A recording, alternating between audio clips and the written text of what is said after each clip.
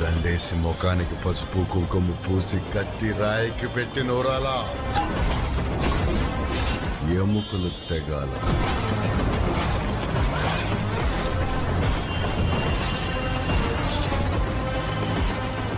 నువ్వు నీ కోసం ఏ నిర్ణయం తీసుకుంటావు అది చెప్పు.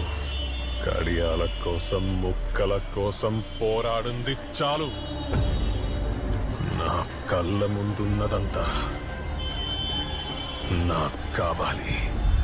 చాలు కదా. చాలరా.